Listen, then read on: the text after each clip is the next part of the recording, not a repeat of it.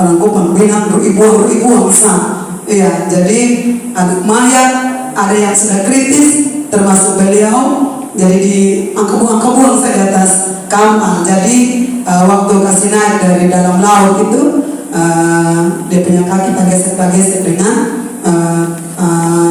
speedboat. Jadi memang ada luka. Tapi puji nama Tuhan, Bapak Ibu semua, rencana pelayanan itu sudah ada dari sebelum hamba Tuhan berangkat ke Kalabahi untuk pelayanan sebagai pengkhotbah 2 malam di sana dengan tim dari hamba Tuhan, Mama Sarah Glakik, dan tim itu sudah perjalanan pulang dari Kalabahi.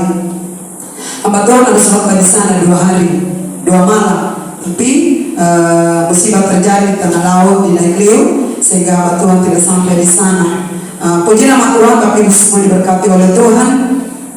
Satu hal yang Tuhan buat dalam pelayanan, Tuhan baik. Walaupun hamba Tuhan dalam keadaan sakit, berjalan juga agak susah, tetapi beliau begitu bersemangat untuk melayani, memberitakan Injil. Jadi kesaksian bagaimana beliau selamat dari mara bahaya, dari maut ini, saya tidak bisa bersaksi di sini. Walaupun saya sudah tahu beliau bersaksi, karena waktu kejadian itu kami ada dalam doa hari Senin, karena hari Senin itu persekutuan doa. Kami adalah kaki diam dalam pujian penyembahan, karena beliau sampai dengan 5:30 itu tidak ada kabar berita. Jadi waktu kami di sana itu kami hanya penyembahan saja. Penyembahan mungkin sekitar 2 jam. Lalu tiba-tiba dengar kabar berita dari tim Basarnas menelpon Mama Sela dan mengatakan bahwa Bapak selamat. Jadi selanjutnya itu kami langsung menuju ke pelabuhan di Bobatano untuk menjemput hamba Tuhan, tapi ternyata sampai di sana hamba Tuhan jam 12 baru sampai dan langsung dibawa ke rumah sakit. Dari jam 4, dari jam 12 sampai jam 4 baru pulang. Jadi kami tidak sempat bertemu, tapi setelah pulang hari Selasa itu sekitar setengah 12 malam, Mama video call saya dan Bapak bilang kakak sekarang juga ke rumah. Jadi setengah 12 itu saya menuju ke rumah ke Bapak Sela, dan sampai di sana ternyata sudah banyak orang di sana, banyak hamba Tuhan yang penasaran dengan beliau punya kesaksian bagaimana baru bisa selamat. Jadi sampai di sana beliau cerita dari awal sampai akhir. Jadi saya tidak cerita di sini, nanti saya tambah-tambah, saya kasih kurang, saya tidak mau. Nanti beliau sendiri yang bersaksi bagaimana beliau selamat. Dan saat ini tim Golgota ada di Bolok, di satu pelayanan di satu gereja di Bolok, dan beliau juga khotbah ini malam untuk KKR di sana. Mungkin setelah selesai ini baru saya ke sana untuk sama-sama dengan tim untuk pelayanan di sana. Itu yang pertama Bapak Ibu semua.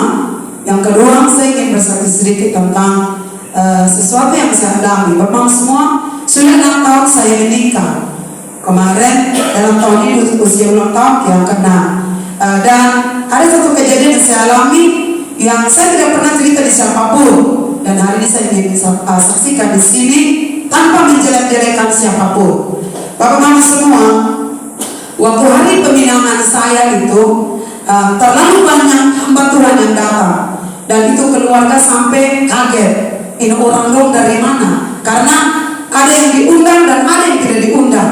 Yang datang itu justru banyak yang tidak diundang. Jadi ada yang bilang begini, Yosip Lego siapa? Saya siapa? Yosip Lego itu saya punya saudara, saya punya adik, saya punya kakak, saya punya anak.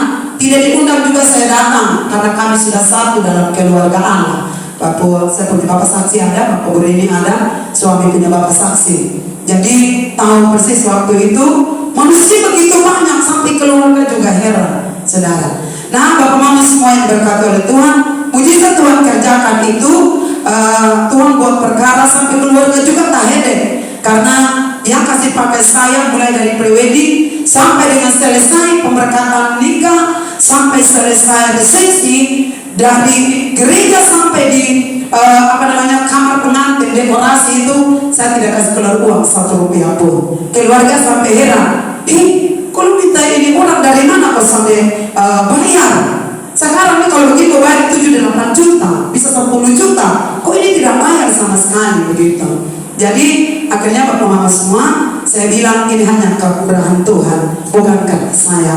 Karena memang Tuhan izinkan saya punya teman, kami berteman dari SD, dari SMP, sampai dengan SMA kami berpisah karena beliau sekolah di Jogja, saya di Kupang. Dan setelah dia pulang, pas saya nikah, dia yang mengatur segala keperluan saya untuk saya menikah. Bahkan dia pesan langsung pakaian pengantin untuk saya itu dari Jakarta, langsung untuk kasih pakai saya.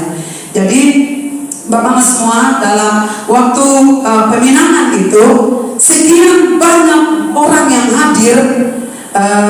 Ada satu ibu yang ikut juga dalam acara ini. Waktu setelah selesai semua acara peminangan, ada pamit-pamit mau pulang. Orang ini datang menuju saya. Dia sorong tangan begini. Waktu dia sorong tangan, saya mau pegang tangan, dia langsung angkat tangan, langsung jalan menuju di samping suami. Baru pegang suami punya tangan. Jadi saya agak kaget begitu. Saya agak kaget, ini kenapa begitu? Saya salah apa? Terus ini orang juga saya jarang ketemu begitu. Kok bisa? Ada apa sebenarnya begitu? Jadi saya agak kaget.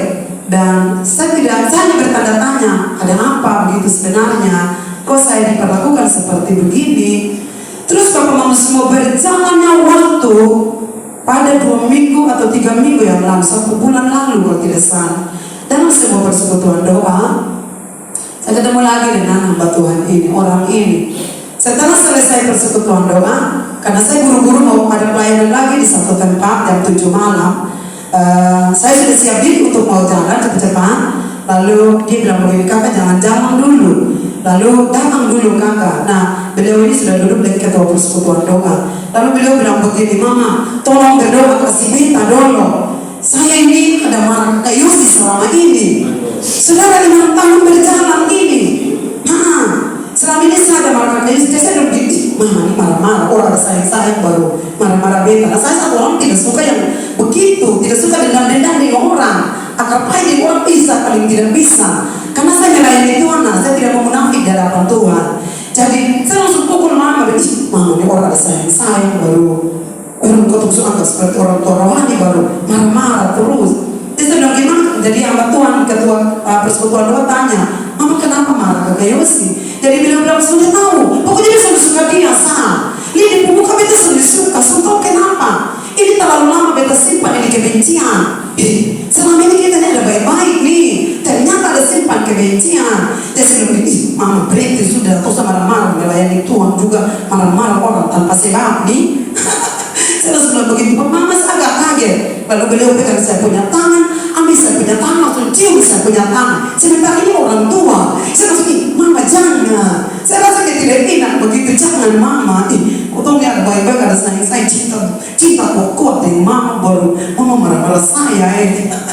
Saya bilang begitu. Tidak kakak, saya tidak tahu kenapa kok saya terlalu benci dengan kakak. Sangat tidak suka lihat kakak pemuka, saya paling tidak suka. Seperti begitu. Jadi saya bilang sudah selesai, sudah didoakan, sudah jangan marah-marah lagi. Kau tahu melayani Tuhan nanti capek-capek percuma. Saya langsung begitu, capek-capek percuma. Melayani bertahun-tahun punya karunia penglihatan pendengaran, tapi dendam kepahitan dengan orang tanpa sebab. Coba ada sesuatu, ada sebab lain. Hanya ketika ditanya dibilang soalnya ada sebab. Pokoknya saya tidak suka saya begitu. Kalau ada sebab saya ada salah, kau tahu penjelas saya. Saya bilang begini, mama saya ada salah apa? Saya minta maaf kok, jangan marah-marah saya. Lalu bapak mama semua selesai doa. Dan memang setiap kali ketemu di persekutuan doa itu orang ini buang muka dengan saya. Tapi setelah selesai dia minta maaf dan dia peluk saya peluk, saya peluk seperti orang tua lah, seperti begitu. Saya bilang, saya pun bapak mama ini sudah meninggal. Jadi saya anggap semua orang tua ini saya pun bapak mama sendiri. Saya suka bermanja-manja dengan orang, seperti begitu. Entah itu anak laki-laki muda lah dengan tapi bermanja ini bukan bermanja yang kurang ajar, bukan. Tapi saya senang saja disayang-sayang begitu. Dekat dengan siapapun itu sayang, beliau seperti begitu. Jadi kalau ini artinya mulai dari situ selesai bapak mama semua saya lihat, enak begitu dari saya. Ketemu di mana pelok, tegur-tegur. Padahal selama ini pulang dari persekutuan mama saya antar sudah mau. Begitu selesai, Ali jemput mama, kakak jemput mama, bapak jemput mama. Padahal ketemu satu arah ini. Saya pulang lewat di rumah ini. Saya mau antar ini sudah mau.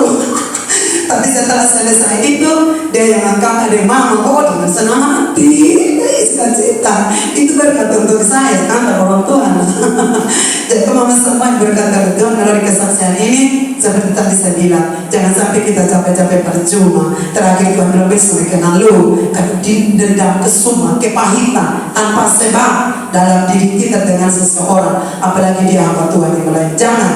Mari bereskan hati, selesaikan. Ketemu punya hati supaya ketemu melayani juga enak begitu. Plong. Kalau tidak percuma, penyembahan kita percuma, pujian kita percuma, pelayanan kita percuma, saudara. Ya, jadi saya tidak ingin menceritakan siapapun, tapi ini pengalaman yang saya sampaikan sehingga kita bisa. Saya belajar dari satu bapak saksi di sini, beliau tersenyum terus, ketawa terus. Sudah pernah bilang ada malam buka asam, sudah pernah sama sekali beliau. Beda dengan orang lain. Kalau saya mau bapak dia di sini, tolong pokoknya ya pilih labrak. Ketemu dia suka begini, kalau tanpa pelayanan. Saya bapak dia di sini pokoknya tanpa pelayanan, ketemu pakai seleo dan terus. Bapak kerasan keras. Tapi itu puji nama Tuhan, justru itu membentuk karakter kita untuk lebih dekat lagi antara satu dengan yang lain, saling mendukung, saling membangun satu dengan yang lain. Jadi ini kesaksian yang saya sampaikan supaya dengan demikian dalam pelayanan kita bisa mengampuni orang lain, apalagi bulan keluarga sebentar sudah habis. Habis bulan keluarga jangan sampai poin berat lagi. Jadi mari kita semua saling mengasihi, bergandengan tangan satu dengan yang lain supaya pelayanan Tuhan percayakan bagi kita dapat berjalan dengan baik. Di akhir dari kesaksian ini, biar segala puji syukur hormat kemuliaan hanya bagi Tuhan. Tuhan Yesus memberkati dan shalom.